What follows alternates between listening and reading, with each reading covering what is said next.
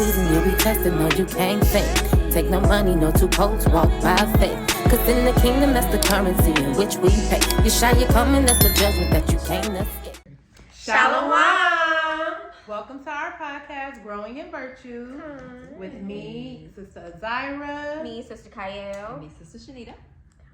How y'all doing out there? Y'all doing good. How are y'all doing? Look at y'all smile, so pretty. Yeah, thank you. Let's see if you guys are still going to be smiling after this conversation today. What that means, sis?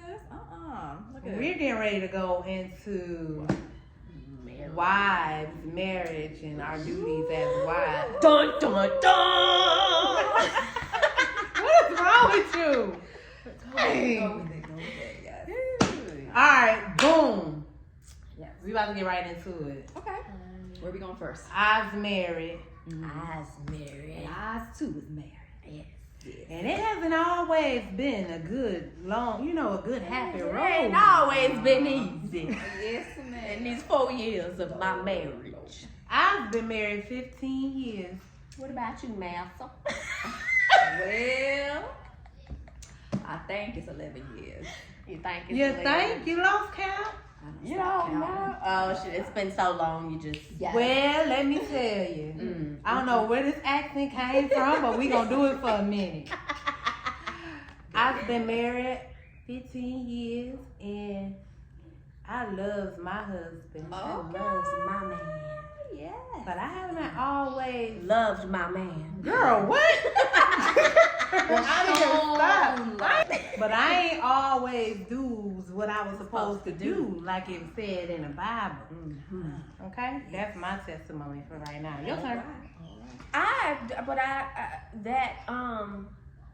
This girl crazy. I don't want to say I've always loved my husband, but I didn't like him for some time. And then I had to really reflect on that. So I'm going to start with, we courted. We've known each other since middle school, and we courted for 6 months. Now, I do not advise that. If I could go back, I would have courted a little longer for us to have gotten to know each other on a more relationship, I guess, basis, and not like, okay, well, we known each other for so long, blah, blah, blah, blah. It would have made our first year of marriage a lot easier. But I say that, like, I didn't always like him because... Y'all so much alike? No, because we were so young, and we were so young in the truth, and it was fresh. I was always looking at his shortcomings and the lack thereof, and looking at all these other men and comparing him to these other men, being on social media, looking at what I see that man doing on social media, or what I see that man doing in the church, and what I don't see you doing, and not having grace with him. So that caused me to not like him, and I guess I could say resent him or regret the marriage at one point. But that's when that humbling had to come through, and the Holy Spirit really had to be like, girl, Right. down somewhere, but yeah, I really had to like look at that. And like I said, we've been married for 4 years, and the growth within the last 2 years, maybe year and a half, on my part, has been like a complete 180. But that's because it was the growth within myself. I had to stop looking at him and pointing the finger at him and what he wasn't doing, and I had to really reflect on myself and understand and realize that nothing is going to change until I start to change. And I think that kind of goes for, like, I've heard like a lot of people's relationships say, the moment I stopped looking at him, looking at everything he's doing, and I started changing, then that's when it happened. If I pick my Bible up and read my Bible, and he sees me read my Bible, then he'll pick up his type situation, like a domino effect. But and now y'all like best friends. Y'all are I funny. love it. I love it. You know what that means? Y'all, that's what I'm saying. That's what it's about, because y'all two together is just, I love it. Man and I love woman together, married, reflection of the Most High, and we know the enemy does not want to see that, right? And it's interesting, you got married really young. I got married much later, and so we had already settled into our habits and our way of doing things. So we had difficulty just in a different way, in a different area, right? And I can relate to what you're saying about not, about not liking each other. And I started to realize that I was coveting. Because I'm coveting someone else's relationship. And mine in particular was a friend, and her relationship, and her husband was just amazing. He did everything. He could like build things, and he just cooked things, and he took care of the kids. Was bringing roses home. Homeboy was tired after a while because he was not necessarily operating in the role that the Most High called him to be and do. And now I have more insight to understand that their relationship is interesting just because their relationship is their relationship. I'm not going to go into theirs, but I still do really admire and think their relationship is beautiful, but it is their relationship. And what the Most High has called me into is something different. And like you're saying, I need to work on myself. Need to be hearing from him to understand, okay, and like something we're going to talk about today is what is your role as a woman and what is his role. And I want to, as you were saying, watching them, that's another thing, like with me being so young, or even in general, like being single or being courting or newlyweds or whatever, don't watch everybody else's relationship as that's what it is, face value. Everybody else do their own thing. We, men, women, we got our own problems. So don't look at their relationship and feel like I want my relationship to be based off of, or I aspire for my relationship to look like theirs or their marriage to look like theirs. Like just, oh, it's beautiful, whatever, yada, yada. I would say it's best to, especially for the single women, it's best to get to know them and ask them how their marriage and stuff has evolved or whatever. But don't just aspire for your marriage to look like that. And then, because you never know. That's like with social media thing. Oh, yeah, he's buying you roses and everything on social media, but at home he whooping you behind. So it's like, don't. Or not there. You don't not have there. Time. Yeah. Or like what you said, aspiring the good part. I know a lot of people, they tell me like, you and your husband, we look up to you guys' relationship or this, that, and the third. I'm like, oh, Kantalada, thank you. And they say they want that, and I'm like, yeah, I want that for everybody too. But you don't want what we had to go through. What we had to go through to get where we're at right now? It took a lot of humbling ourselves and unconditional love to get here, and of course keeping the Most High first. Like everybody want the pretty part, but you don't want the other part. And so what's for you is for you. And the same with me. Like I was 21 when I got married, and I had already had my first daughter with my husband, and then emphasis on with the husband, right? All my children by him, my husband. So, but we weren't married before we had our daughter. We got married, and I was young, and I went through that phase. My husband is 6 years older than me, so I went through that phase where I was still trying to hang out with my girlfriends and.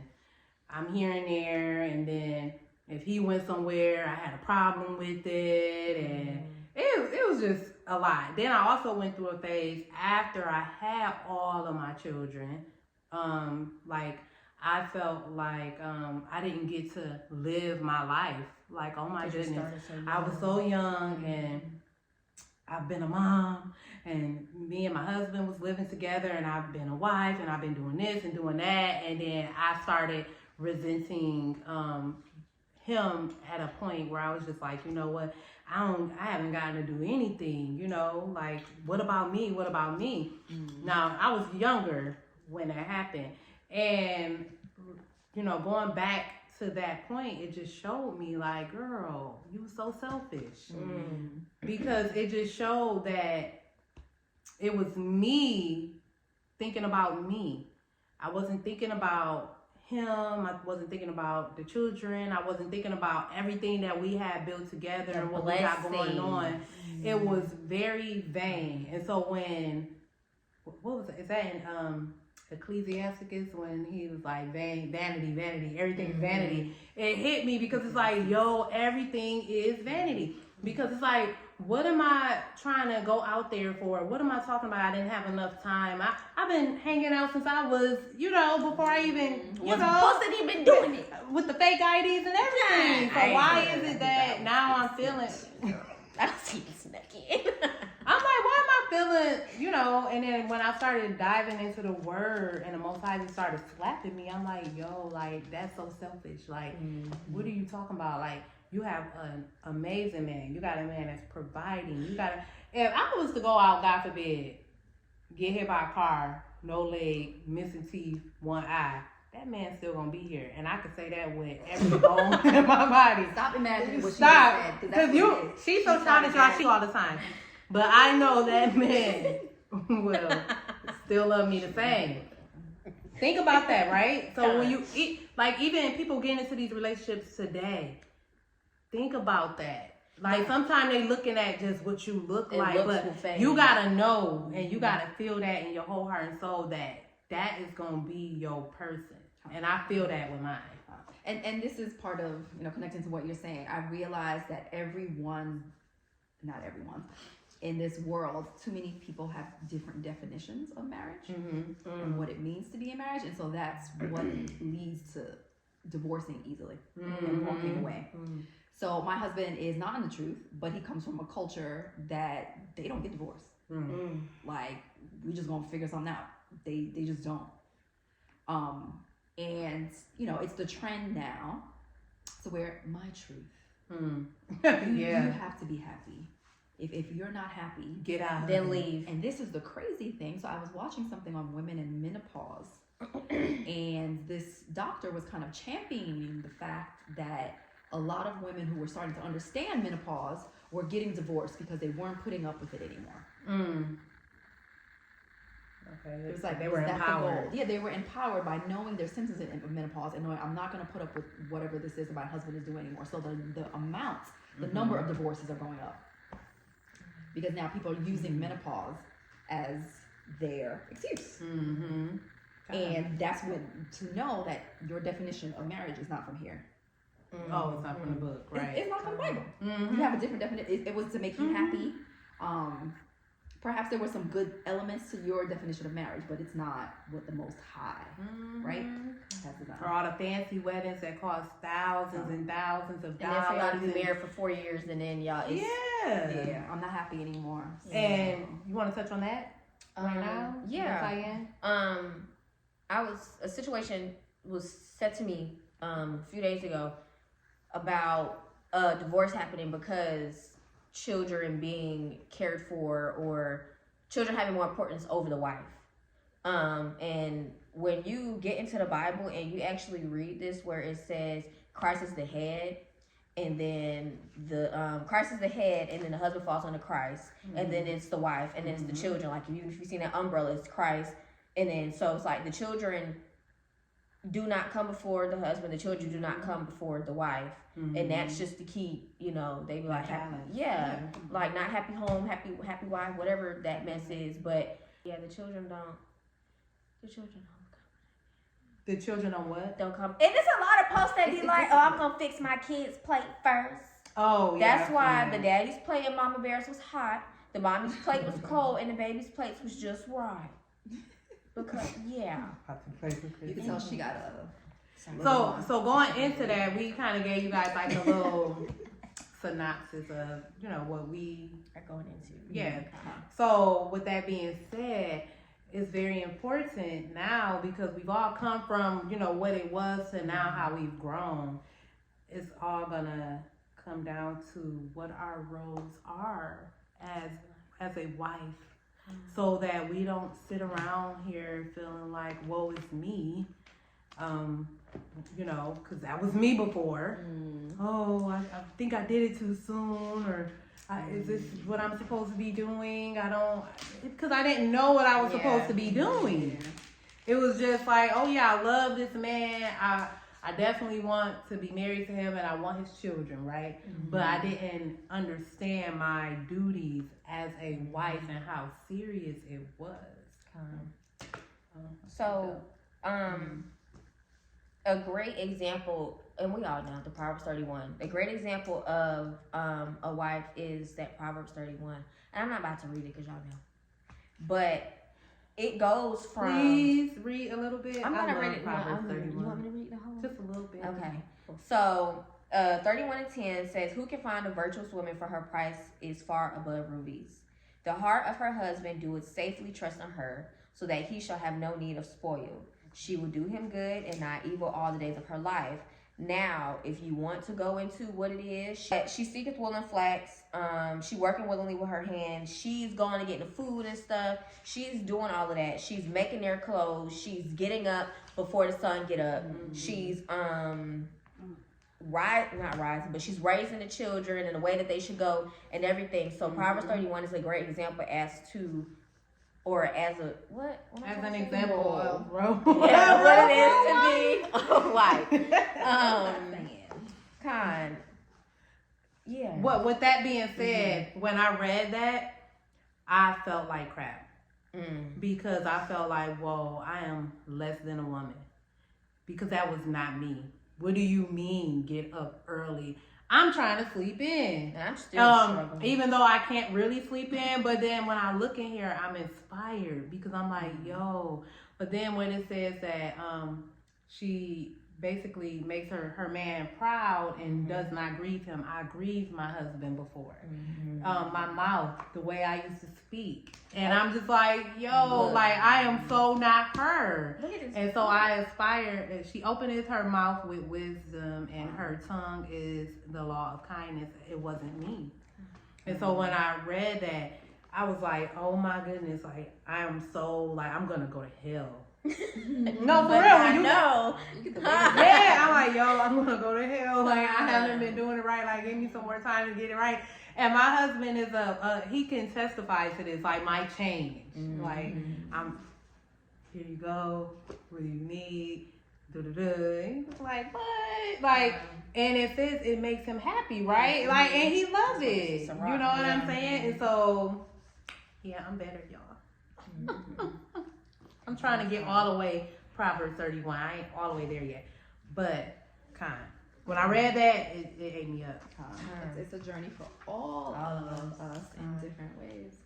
Especially coming from the independent, I don't need no man, I can do bad all by myself, all the Tyler Perry movies, all of that. It's humbling and a huge like slap in the face to read that coming from where we used to be, especially now where these sisters feel like if you ain't got no money, you can't talk to me. And but according to scripture, yes, you know, they had dowry and stuff like that, but it's not about the money. You know, oh, if you can't buy me no Birkin bag, you can't, you know what I'm saying? So it's like, it's more materialistic than it is like, can you cook? Can you clean? Can you sew this hole in my shirt? Can you put the button back on my pants? Like, do you have the right, do you know how to get that stain out? And do you do it with love, not begrudgingly? And do you have understanding of what it means to be a wife and wanting, you know what I mean?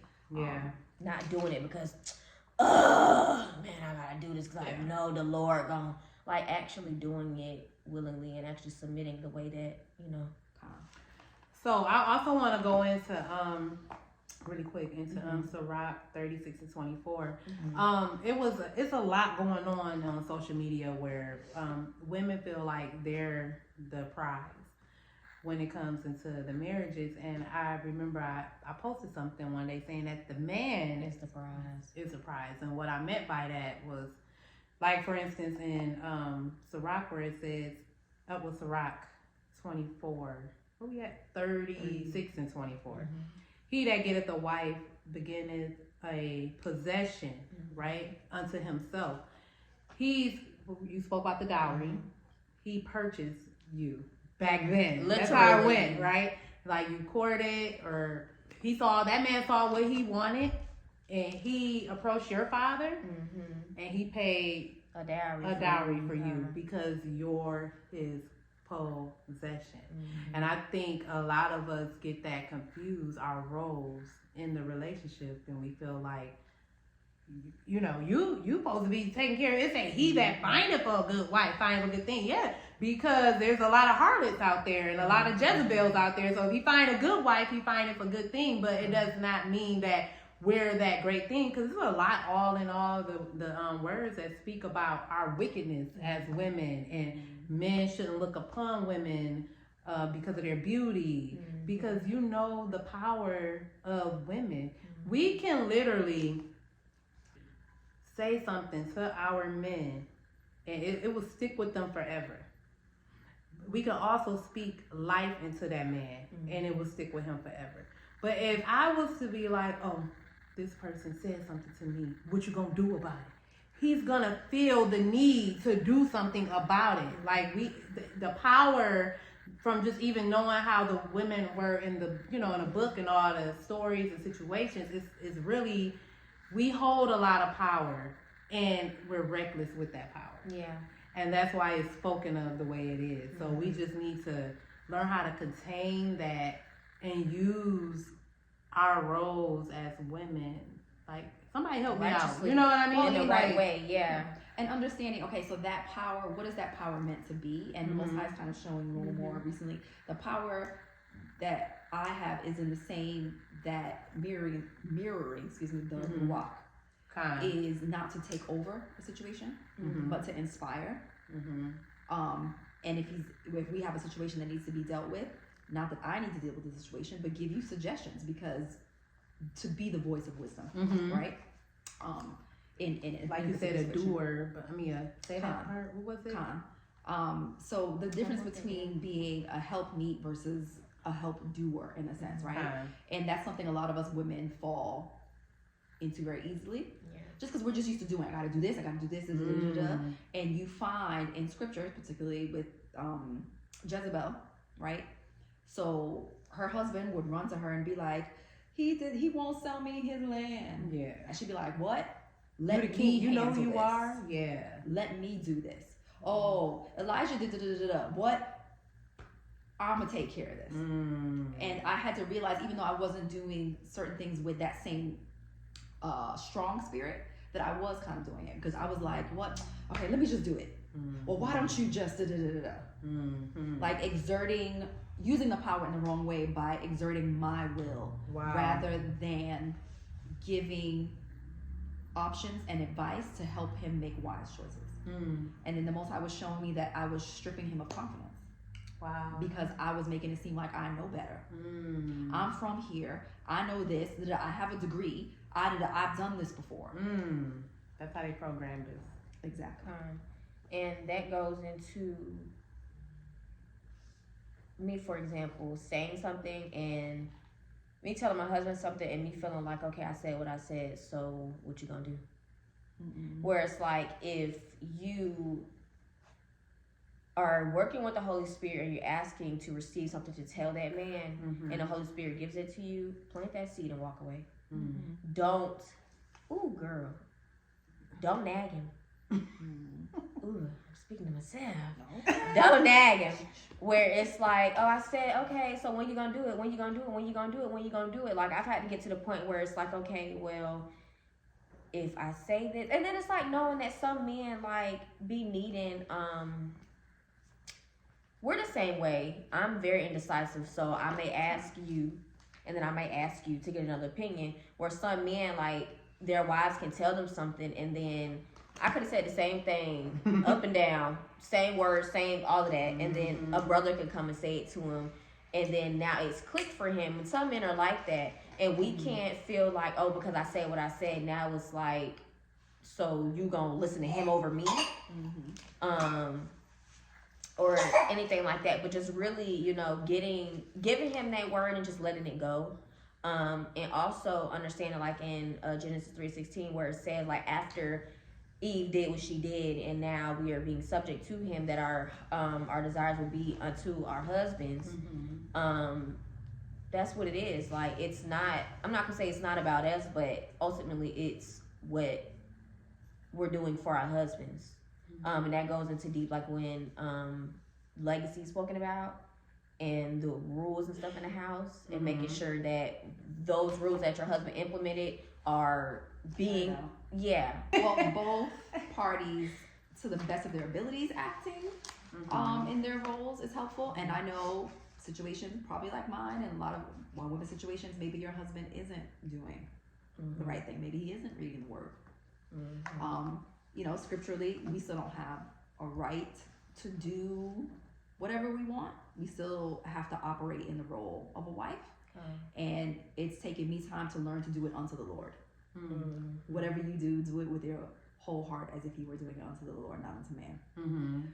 So even understanding that maybe he's not doing everything that he should scripturally, but I'm still called to do it, and learning to do it with joy and love.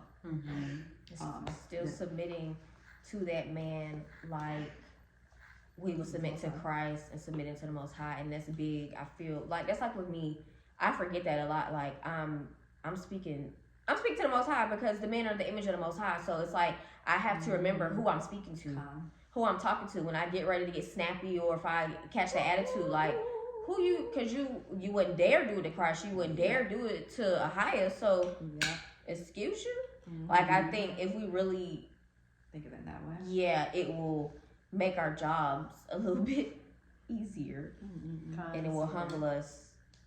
And a lot of times, for the ones who aren't married yet, to do the necessary the process, like courtship first, like try to get to know that person first, because it will really help you in the long run. Oh man, different levels. And because if not, then you run into a lot of issues. Like courting, it can't just be a short period of time where it's like, okay, I'm ready to go ahead and get it on. Yeah. Like you gotta really get to know a person. as best as you can. Yeah, as best as you can. A lot of people are not happy in their marriages and feel some type of way. What is this? So Rock, we brought this up too, 25 and 22. It says a woman, if she maintain her husband, she is full of anger, impudence, and much reproach. And it's a lot of women, like I would see, like I said, on Facebook, where they're like, oh, you know, well, what about the man? I do this, I do that. I'm the one doing everything. And it's like, well, you know, did you vet him out? Yeah, did you fully prove first? him? Did you prove him? Yeah. And now you're upset. And the reason why you're upset is because you're not made to be independent, independent. You're meant to have a man there to be his helpmeet. You're supposed to, you're not meant to do this thing alone, or to be the, you know, the man. Like, we need to come back into our rightful positions as women. This is what happens when you're trying to be the man in a relationship. You end up maintaining that man, because I mean, that man might feel like, well, shoot, I mean, I can't hold it down, but my girl can hold it down. She got this. And then now you are frustrated and feel like you're maintaining him, because now he's at home with the kids and you're a nurse working 12-hour shifts, and you're doing this and doing that, because you know what I'm saying? You didn't present yourself like this. Like, I don't know. I feel like once you kind of go into that role, like, oh, well, what are you going to do about it, honey? The bills are due. You're the man. Like, let that man be that man. Be that man. Yeah. You know? Fine. I want to land back off of that, because I was going to say I had a friend who pretty much did hair and does all that stuff and was making all the money and didn't really care if her spouse went to work or stuff like that. Or then there was me and was like, oh, child, I got it. I'm making money. I got it. So it's like, okay, now you're giving room for that man to sit around and not do nothing. So now when it's getting to the point where you feel like you maintaining him and it's like, okay, I don't have it no more. Now he's looking at you like, well, you done did it for so long. Now you expect me to get up and do it? Or we've babied them for so long, to now they don't know how to go get it. They don't know what to do. They don't know how to do. So yeah, that's deep that you brought that out. And it may be to your situation where you might have to do it for a time. Maybe something sickness, something, whatever. The Most High will give you the ability, the grace to get all that done. But once we go beyond what the Most High has afforded, that's when the fatigue and the tired and the unbalance. Yeah, because comes in. girl, you working 36 hours because you said you got this. You then you coming home, and then a lot of us get frustrated too, and I get it. I was one of them. Working. Now my husband always worked. We don't play that. He always worked. But me myself working 12 hours, and then what? I gotta feed these 2 babies now. What? I gotta cook. I'm tired, and I was working night shift, complaining. And that's how come I said when I read Proverbs, I'm like, it cut me up, because it's like, girl, like, what are you complaining for? This is what you're supposed to be doing. And so, you know, yeah, I get tired, you know, but my husband also helps. So, you know what I mean? I thank the Most High for that. But, you know, sometimes I am doing a lot, and I'm sitting here like, brother. I say it in my head because I'm like, You girl, don't see that crumb this over what there? you asked for. God. This is what it takes. And then I grow to realize that this is a lot of men. So don't be fooled when you go on that Facebook and you see Cliff. I'm gonna just say Cliff. The girl videotaping it. Oh, Cliff brought me some flowers today. Cliff cleans up. Cliff does this. Cliff is not most men. And bring it out. Oh my goodness, I had a conversation because these women expect for these men to can I romanticize? Is that a word? Romance them. You're expecting these flowers and and this chocolate and this stuff like not every so often, but like you're expecting it all the time because you're seeing Billy Bob and Cliff doing it to his wife. But when you really go and read the word and how these men, like they you know, bring me a lamb and some deer home. I don't, you know what I'm saying? It's not like I need this all the time. Shower me and all these gifts and stuff like that when these men are not like that. They're not like that, and there's no, why do you need it? Yeah, for real. Why do you Go like to the a whole? garden. For me, a big part of it is like you are supposed to be the image of the Most High, like, and what you should be creating in your home is a relationship to be a light to other people on the outside. Not materialistic things per se. It's not that you shouldn't get it, and it's great. You know, maybe it's nice to have. But I personally, every time he buys me something expensive, I actually lose it. Like earrings, like I just don't. It is crazy. He's spent a lot of. Though he has like spent money, and I'm like, I'm sorry. I don't know. Oh wow. I actually don't value things as much. I appreciate his effort, and you know what I'm saying, like him putting into it. But I want his time more. I want him more. I want investment in our relationship more than those things. Because the things, they're temporal. Like what, I can't take them with me when I'm in that box in the ground. Yeah. But my spirit will live on. And yeah, we just have to reevaluate, I guess, why we're expecting what we're expecting, and what kind of fruit is that going to bring? Is it really going to be beneficial to you and the family in the long run, or I just got my new ring and okay, Right. that's nice. Yeah, she died and I just bought her so much stuff. Your obituaries, all the things you done bought for that girl, but y'all ain't had no real relationship for real. Chrissy, you had to go straight to death. No, because when you think about it, like you could sit and say I done all this stuff, or I done bought all this stuff for her, but y'all's relationship was never. It was based off the materialistic things. Yeah. So 'Cause we and can go on see that. what that the fruit of how you're talking and what you're doing, how it affects your children. And because they follow that, they're seeing everything, and then when they get older, like if I'm sitting here back talking my husband, or I'm just saying things I shouldn't be saying, then my daughter gonna think that's okay to do with hers. Yeah, and like don't be afraid when your son chooses a certain kind of woman. Exactly. Because that's how he observed his father being spoken to. You want to touch the last scripture? Yeah. I wanted to go into Ephesians 5 in 22, where it says, "Wives, submit yourselves unto your own husbands as unto the Lord.